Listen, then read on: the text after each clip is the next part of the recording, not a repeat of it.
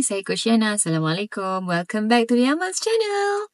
Ada tak kat sini yang dah diet, dah diet tapi berat still tak turun juga?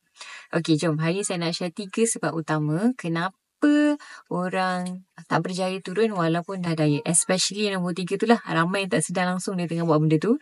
Dan saya sendiri akan kongsikan apa yang saya personally buat yang boleh bantu saya untuk turunkan berat badan. Nombor 1, sebab utama dia adalah kalori masih lagi terlebih sebenarnya.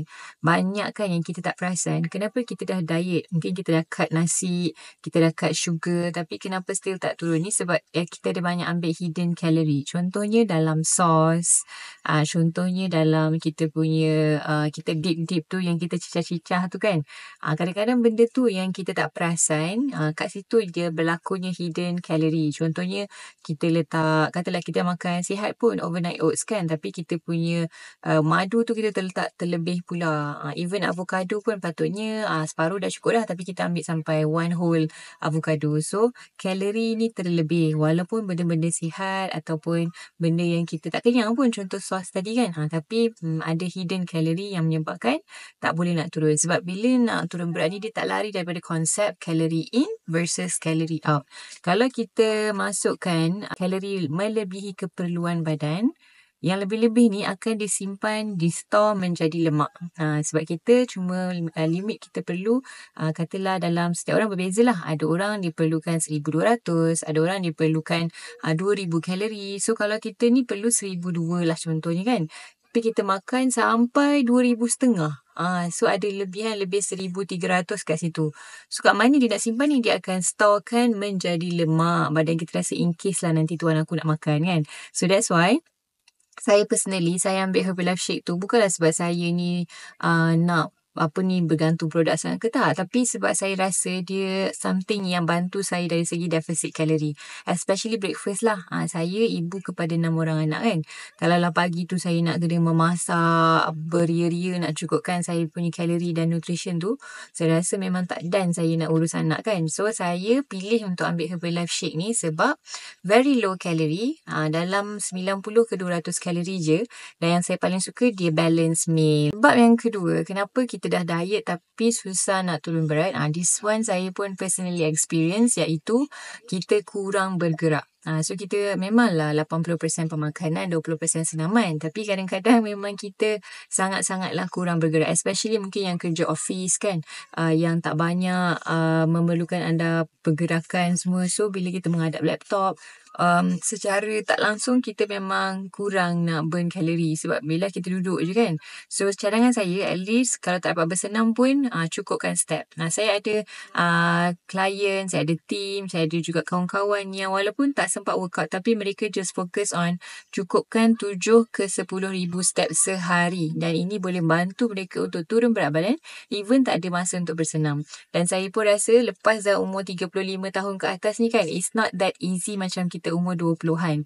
So adding exercise ni is very very helpful untuk nak boostkan lagi penurunan. Kalau macam dulu, saya tak workout pun saya boleh turun easily, especially tang perut. Tapi bila saya dah masuk anak ke-6 kan, dah 35 tahun ke atas, kalau saya add tu baru lagi laju. Dan my favourite workout sekarang ni adalah saya suka buat pilates. Sebab saya rasa dia sangat reshape. Untuk yang rasa nak something yang shortcut, you tak sempat bersenam tapi you nak something to boost metabolisme you seolah-olah you sedang bersenam kan. Saya punya best friend adalah saya panggil tea mix ataupun energy tea, ataupun exercise tea lah. Sebab satu gelas kita minum tu, feeling dia macam kita workout 20 minit. Rasa segar, rasa macam badan tu sedap, ringan, berpeluh. Tak adalah peluh-peluh menitis kan, tapi you feel so good and energized. So, siapa yang nak shortcut, mungkin memang you tak ada masa nak bersenam, cukupkan step dan cubalah try tea mix from Herbalife ni, memang best. Okey, yang terakhir, yang ketiga, kenapa kita dah diet tapi tak turunkan berat badan kan? Sebabnya nombor 3 ni, ramai yang tak perasan pun benda ni, iaitu kurangnya tidur dan stres. Kan kadang-kadang, yelah sebab kita banyaklah kita, of course ni kita akan rasa terus sekarang kita dengar statement ni kita dah rasa down. Sebab apa? Kita rasa alam macam mana saya nak control benda ni? Sebab saya kadang-kadang memang kena stay up, saya kerja shift, saya memang tak boleh nak elak stres stres ni sebab workload yang banyak. Contoh kan nak uruskan rumah lagi kan. So saya just share benda ni sebab stres ni memang tak dinafikan mengganggu sangat untuk penurunan berat badan sebab dia akan meningkatkan hormon kortisol dan dia akan merencatkanlah pembakaran kita punya kalori tu kan, mengganggulah maksudnya nak macam-macam hormon akan terganggu. So macam mana cara untuk kita kawal? Of course kita tak boleh nak hilangkan stres tu begitu saja, tapi at least kita cuba untuk control. Contohnya macam mana?